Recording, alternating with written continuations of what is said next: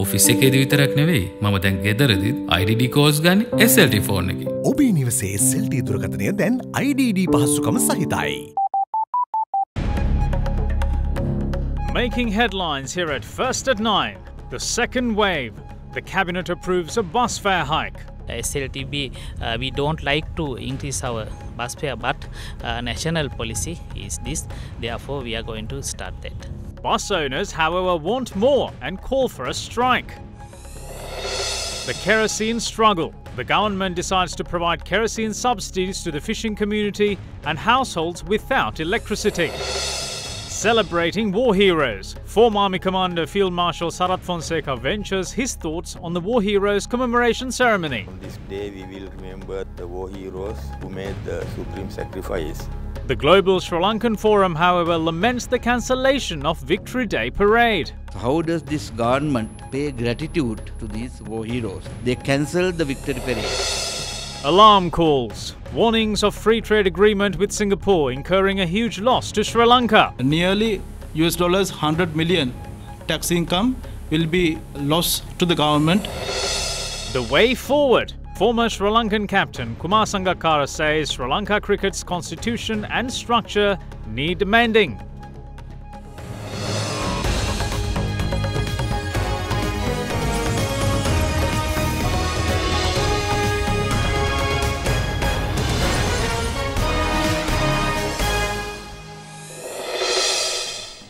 Good evening and welcome. This is First at 9. Now, our lead story this evening, the Cabinet today approved the decision to increase bus fares by 6.6% with effect from tomorrow.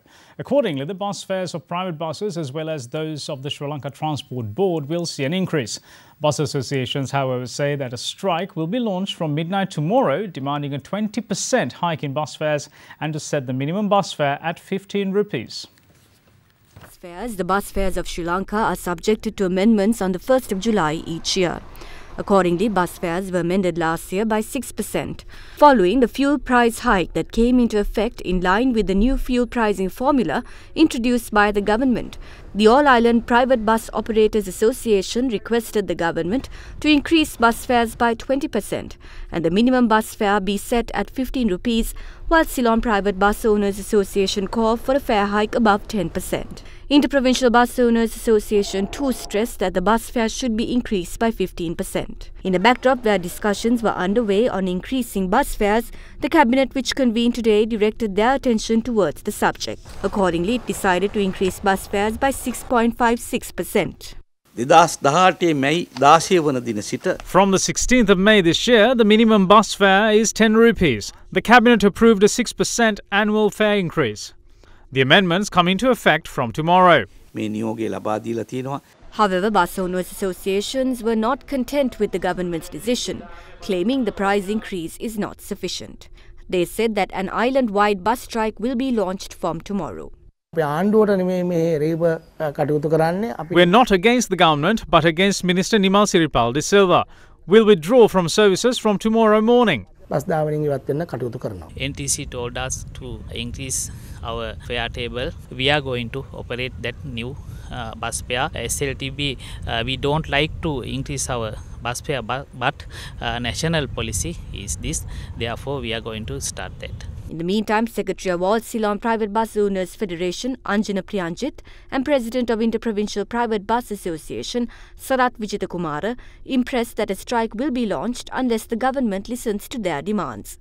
Meanwhile, the Frontline Socialist Party expressed their views on the fuel price hike and its impact. As the Frontline Socialist Party, we strongly condemn the action of government to increase the prices of fuel. Government have planned to increase all the essential food item prices, and we think that the plan of the government is to increase the tax on the common people. And also we are planning to discuss with trade unions, farmers unions and all other people's organizations to defeat this action of the government. Now, moving on from one price hike to another, the government today made the decision to provide kerosene subsidies to the fishing community as well as house owners without electricity. The subsidies will be considered to be effective from the 10th of this month, the date the government announced the fuel price hike. Meanwhile, fishermen from several areas of the island continued to protest against the increased fuel prices, especially that of kerosene. However, the fishing community in Chilau decided to conclude their protest this evening. Demanding that kerosene be sold at the previous price, fishermen commenced a protest yesterday by refusing to venture out to sea. They claimed that the fuel price hike posed a serious challenge to their profession. With all the fishmongers closing their outlets in Negombo, they were left wondering where to turn to. Meanwhile, members of the Sri Lanka Podujana Perumuna, who represent Bope Poddala Pradeshiya Sabha, also protested against the increase in fuel prices today. The protesters cycled to the Pradeshiya Sabha meeting, which prompted the opposition UMP members of the Pradeshiya Sabha to welcome the party with protest placards. They have also seen offering plant matter to members of the SLPP. Members of the Sri Lanka Podujana Perumuna then staged a protest at the Pradeshiya Sabha. Once the meeting got underway, a heated argument broke out between the two parties, with water being thrown at each other.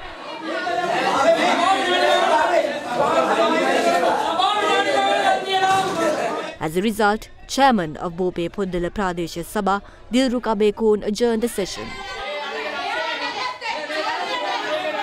Meanwhile, members of Sri Lanka Podujana Perumuna, who represent the Balapitiya Pradeshiya Sabha, also engaged in the protest by cycling to office. They were also confronted by members of the opposition, the UMP.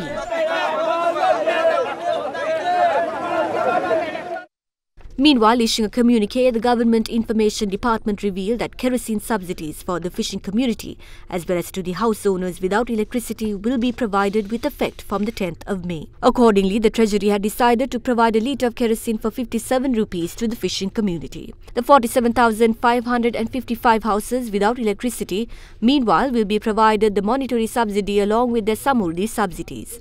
Since its announcement, the matter of the fuel price hike has risen in popularity as a topic of discussion in the political arena, and various factions offered their views today as well.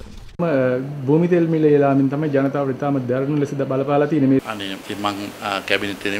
Fuel prices were reduced during my tenure, so you should ask from those who increased them this time. මංගල සමරීර මහත්තයා ඇවිල්ලා කියලා තියෙනවා light නැති කට්ටිය. Minister Mangala Samaravira says that subsidies will be provided for fishermen and house owners without electricity. We said there is no point in doing that because the whole country is affected by this problem. We can't trust these so-called subsidies, so we demand the fuel prices be reduced. ඉන්ධන මිල පහත හෙළන. We reduced the price of a litre of petrol from 162 to 117 rupees when we came to power. And at present, the price is only increased up to 137 rupees per litre. It is still less than during the Rajapaksa regime. We also reduced the price of kerosene from 110 to 44 rupees. And people didn't realise this, so they voted for the Flower Bud Party. We will increase or decrease according to the number of votes we receive. The new price formula is only making the country unstable because the prices will change every 2 months. Do you think the country will be able to go forward like this?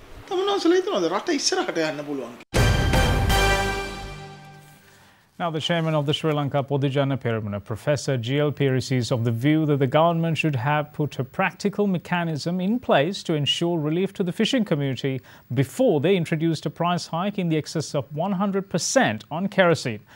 Professor Peiris expressed these views while addressing a media briefing in Colombo today. We are today in a situation where the fishing industry has collapsed entirely. The fishing community is not able to go out to sea. This is because of the enormous increase in the price of kerosene. And the state of Vihapalane is made clear by a statement that was made yesterday by the Minister of Fisheries, that he is proposing to present a cabinet note with a view to providing some form of relief to the fishing community from the 18th of this month. Is this a way to set about things? Isn't this putting the cart before the horse? Surely, before the government increases the price of kerosene by more than 100%, the government should have put in place a practical mechanism to ensure relief to the fishing community, some kind of concessionary price. That has not been done. They are thinking about it only after implementing this price increase. Then we have the Member of Parliament from the area, Kavinda Jayawardena, saying the government has made a small mistake. It is not a small mistake. What is the use of inflicting this kind of hardship, this extreme suffering on the fishing community and then trying to administer some oxygen by means of a proposal which should have been thought about much earlier. In any case, how does this become practical? The basic reason for all these issues is corruption without limit. President Maithripala Sirisena advised the National Economic Council to hold a special one-day workshop on the government's comprehensive economic development plan for ministers, members of parliament representing the government, ministerial secretaries, central bank and treasury officials. He said such a workshop will be helpful to make them aware of the plans and also to obtain their views and suggestions. The National Economic Programme is expected to consolidate and unify all economic plans and programmes that have been proposed and implemented.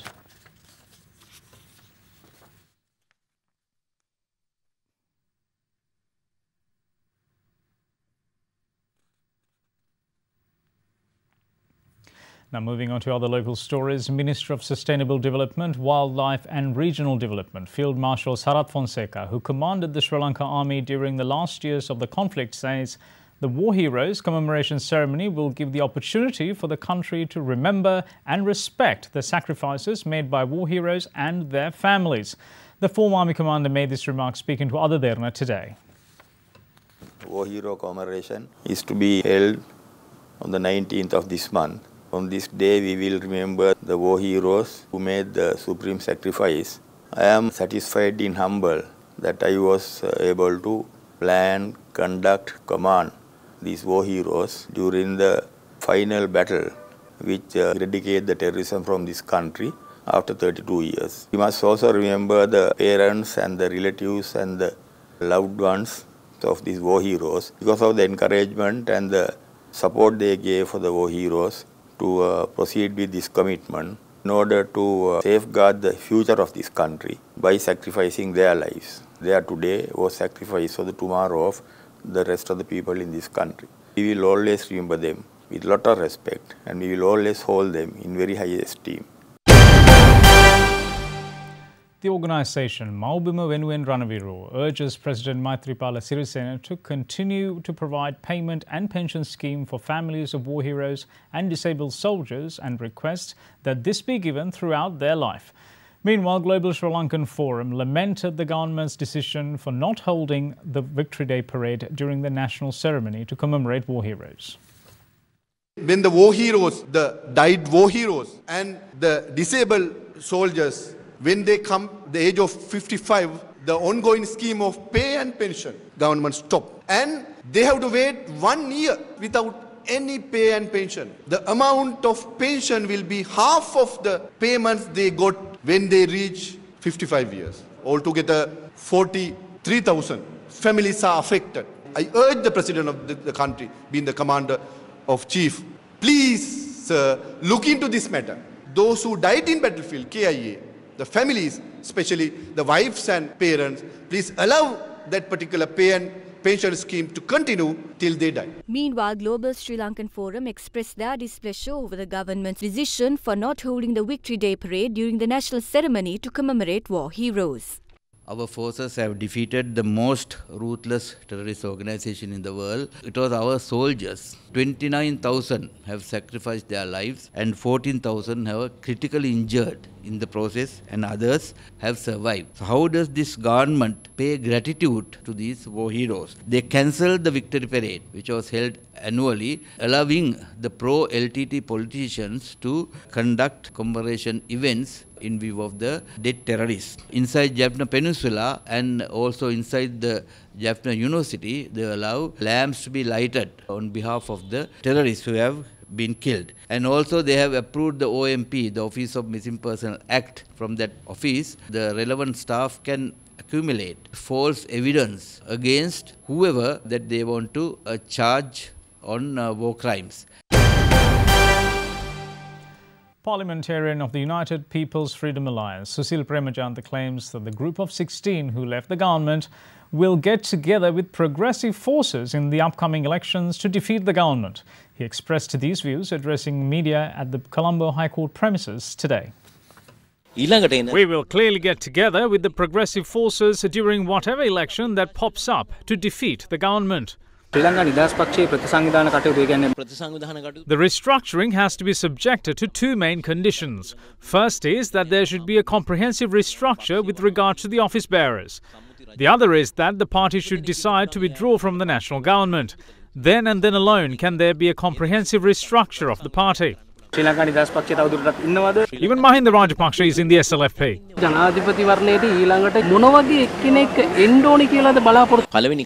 Firstly, that person should have professionalism with an educational background. Also, he should be able to move forward with intellectuals. No, I don't analyse anyone, but that's what it seems to be at the moment. Leaders arise situationally. Let's think of it from a public-friendly point of view and work towards it.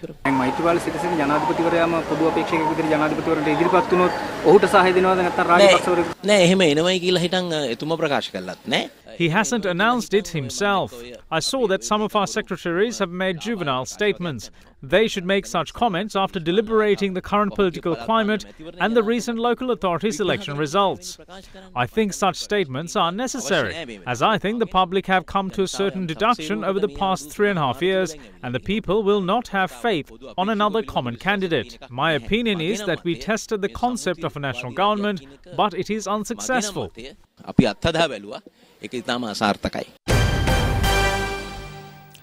The Janata Vimukti Peramuna today revealed their intention to move for what they call a mega protest on the 22nd of May, urging the government to reduce the burden of tax piled on the public. Several members of the party convened a media briefing at the party headquarters in Battaramula today to convey the matter. 2 bulletproof vehicles were bought for the use of Prime Minister at a cost of 600 million rupees. That sum is equal to the tax on kerosene. Now the government can settle the cost of the vehicles with tax money. Is it a fair deal?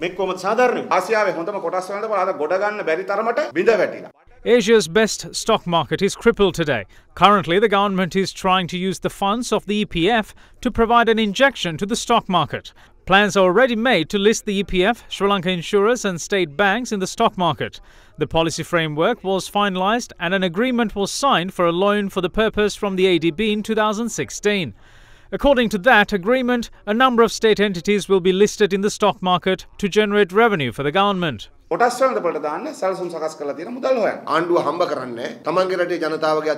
government is not making money. Instead, they loot the money from the general public. This is like a loitering father taking money from his own son. There is only one solution to end this, and that is to take to the streets and launch a common struggle demanding the tax burden be reduced. Accordingly, we decided to go for a mega protest. We will take the start in Colombo on the 22nd of this month.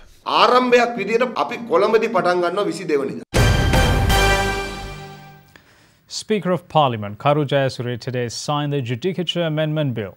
The Judicature Amendment Bill was presented on the 6th of March by the Minister of Justice, while it was passed in Parliament with amendments on the 9th of May. The new law seeks to establish courts to handle cases related to bribery and corruption to speed up cases that have dragged on for years.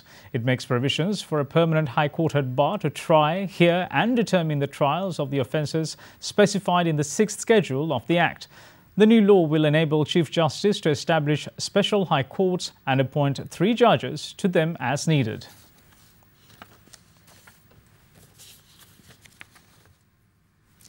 Now let's take a look at other stories making news across Sri Lanka. 3 persons were killed in an accident which occurred in Rotamba at Bengamo last night. According to police, the driver of the 3-wheeler lost control and the vehicle veered off-road, colliding with a tree. The driver is currently receiving treatment at the Ambalipitia Hospital. The 3 passengers, however, were killed on the spot. UPFA parliamentarian Dilum Amunugam arrived at the Terrorist Investigations Division to record a statement on the recent incidents in Derana of Kandy. The TID, which is conducting investigations into the violence which broke out in March, had summoned the MP for questioning over the incidents. The case pertaining to a luxury vehicle which was involved in a collision at the Derana area close to the Thalawattugoda junction was taken up at the Kaduvela Magistrates Court today. Out of the 4 suspects who were produced before the magistrate, 1 was released while the others were charged a 4,500 rupee fine by the Kaduvela magistrate. Minister of Power and Renewable Energy Ranjit Siambalapitiya yesterday engaged in an inspection tour of the solar panel production company at the Katunayake Industrial Zone. The company is the first to manufacture solar panels in Sri Lanka.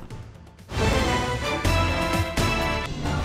are watching Sri Lanka's award-winning news channel, Derana 24/7.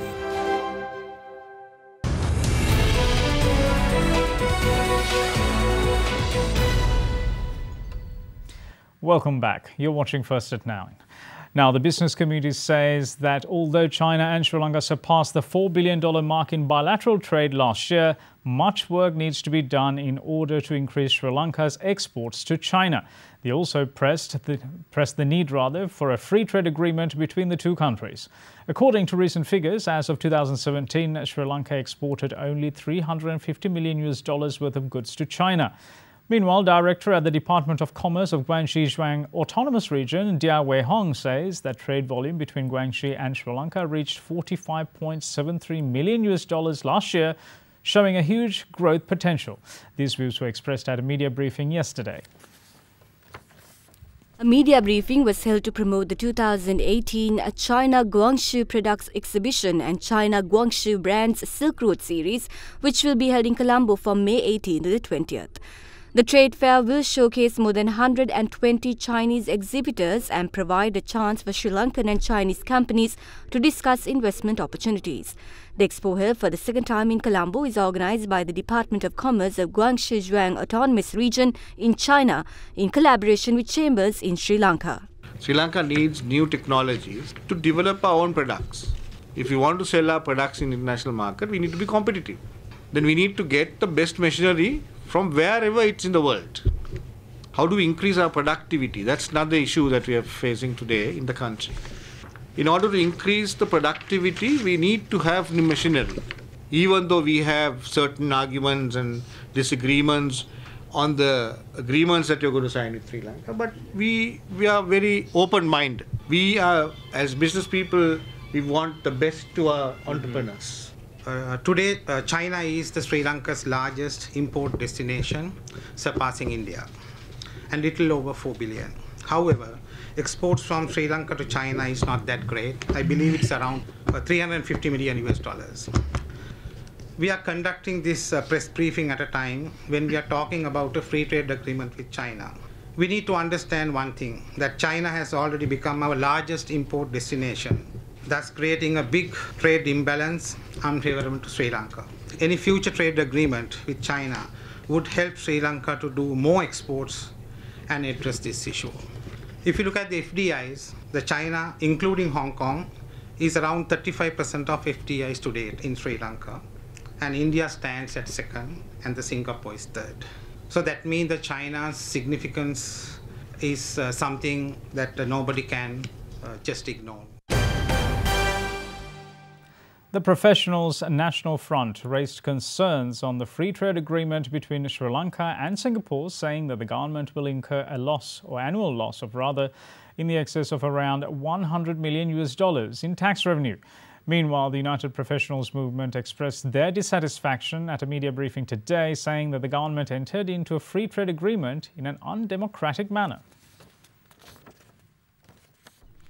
The Professionals National Front organised a media briefing today in relation to the Sri Lanka-Singapore Free Trade Agreement. From 1st of May onwards, the Sri Lanka Customs has been instructed to implement the provisions and the points of this trade agreement. So, under the agreement, there are several commodities are now disclosed as tax-free items for the country. In the tax revenue concern, this is a huge tax loss for the country. Even from the calculation done by the Singapore people, nearly $100 million tax income will be lost to the government. The agreement will be beneficial for the exporters of the country. But as we all know, Singapore is a tariff-free country, so most of the exports been done by Sri Lanka. Even despite of this agreement, such goods will be exported to the Singapore without any taxes. So in the tax collection point of view, we don't have any kind of a tax advantage. So far, government has failed to disclose such kind of a proper document. We are believing the government is going to sign such agreements without having a proper policy within the country. If the government is going to implement their action even further, the professionals of this country also have no other option other than going for the trade union actions. Meanwhile, at a media briefing held today, the United Professionals Movement expressed their disappointment with the Ministry of Development Strategies and International Trade.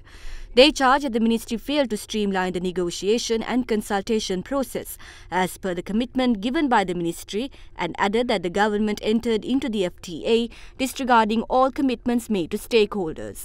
Therefore, UPM demanded that as the SLS FTA has negative consequences, the government should ratify the agreement in Parliament with two-thirds majority as per the constitutional requirement.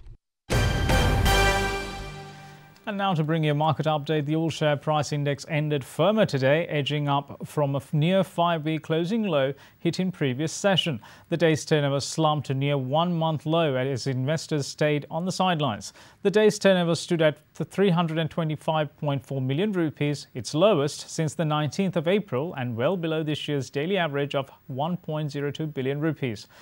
Now we have the daily market update with Imeshi Fernando from the Colombo Stock Exchange. The turnover was 325.42 million rupees with 22.5 million shares changing hands in 3,596 trades. The market capitalization at the end of the day was 3,015.45 billion rupees. Today's foreign purchases were 39.5 million rupees and foreign sales were 33.26 million rupees. There was one crossing today and the crossing turnover was 28.8 million rupees.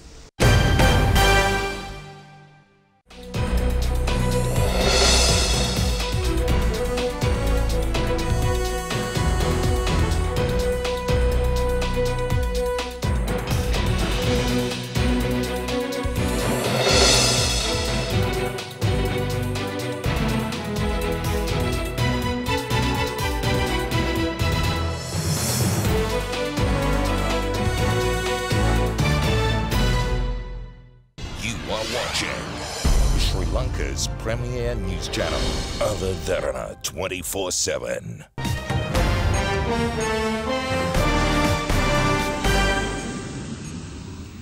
Welcome back. This is First at 9. Let's have a look at news from overseas. The Palestinian death toll from Israel live fire in protest along the Gaza-Israel border yesterday is now close to 60. A Palestinian official from the Ministry of Health said that the tally stands at 58. It was the highest toll in a single day since a series of such protests demanding the right to return to their ancestral homes in Israel began on the 30th of March.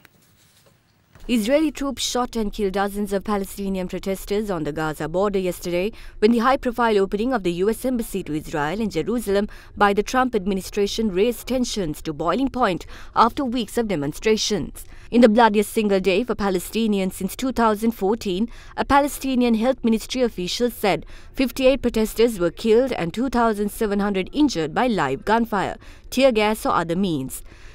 The bloodshed drew calls for restraint from some countries, including France and Britain, and strong criticism from others, with regional power Turkey calling it a massacre while Russia and Egypt also condemning Israel's actions. The White House declined to join in urging Israel to exercise caution and pin the blame squarely on Gaza's ruling Hamas group, backing Prime Minister Benjamin Netanyahu, who described the Israeli military's action as self-defense of his country's borders.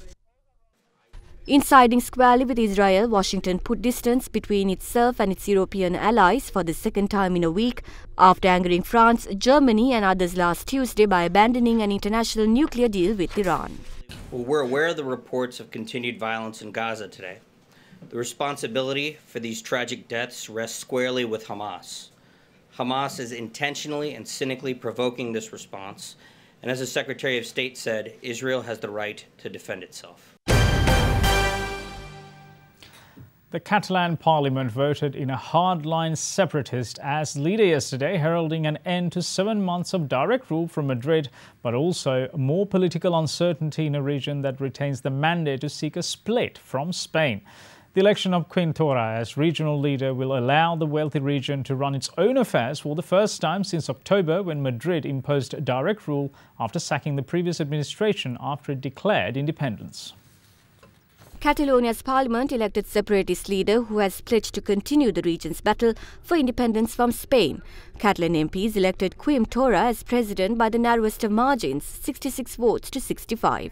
The vote had been blocked for nearly 5 months, yet it remains unclear when Spain will lift its direct rule over Catalonia. Spain's Prime Minister Mariano Rajoy has offered talks with Torra.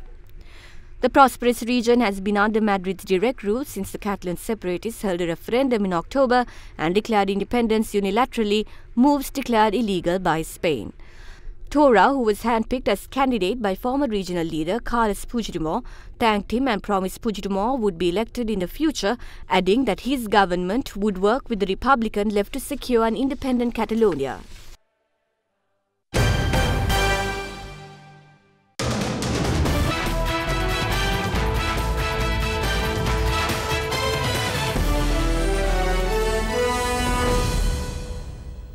Time for sports, and we start with cricket. Former captain of the Sri Lankan cricket team, Kumar Sangakkara, says that the constitution of Sri Lanka cricket should be amended. He expressed these views after meeting Minister of Sports Faisal Mustafa at the ministry premises today. I'm a cricketer. I have no connection with the election. What I always think is that there is an opportunity to make amendments to the constitution and the structure of the Sri Lanka Cricket Board. If those amendments are done, the constitution and the structure will be strong, whoever becomes president. What we always say is amending the constitution and the structure is made possible only under the necessary political leadership.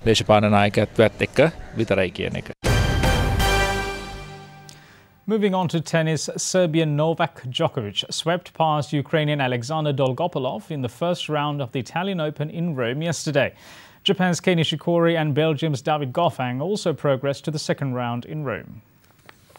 The 12-time Grand Slam winner Novak Djokovic needed only 20 minutes to claim the first set of the match as he dispatched Ukraine's Alexander Dolgopolov 6-1, 6-3 at the Italian Open in Rome yesterday. Djokovic, who has stumbled to 18th in the world rankings, needed only 56 minutes in total to see off world number 54 Dolgopolov. The Serb, who has won the Italian Open 4 times, will face either Georgian Nicolas Basilashvili or Italian Filippo Baldi in the next round. Meanwhile, Japan's Kei Nishikori beat Spaniard Feliciano Lopez 7-6, 6-4 in the opening round to set up a second round meeting with tournament third seed Grigor Dimitrov of Bulgaria. Belgium's David Goffin also advanced into the second round of the Italian Open in Rome after trouble-free 6-1, 6-2 victory over Argentina's Leonardo Meyer. Goffin will face either Uruguayan Pablo Cuevas or Italian wildcard Marco Cecchinato in the next round. Manusha Jayatilaka is standing by at the Other Than a Weather Centre with your Forecast First evening edition.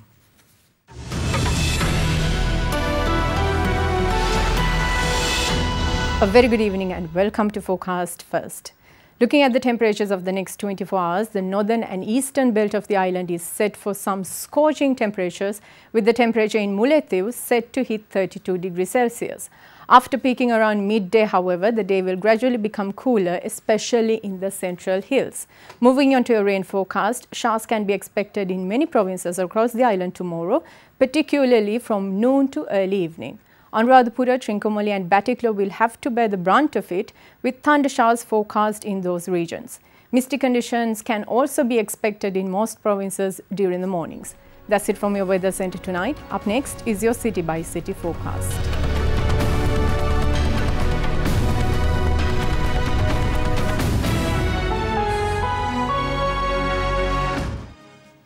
And that's it from all of us here at First at 9. And before we go, we'd like to leave you with some visuals of Oliville Lighthouse and beach. Oliville Lighthouse is the first lighthouse erected after Sri Lanka gained independence. Measuring 79 feet in height, the lighthouse is part of the development of Oliville Harbour in 1999. Thanks for watching. Bye-bye.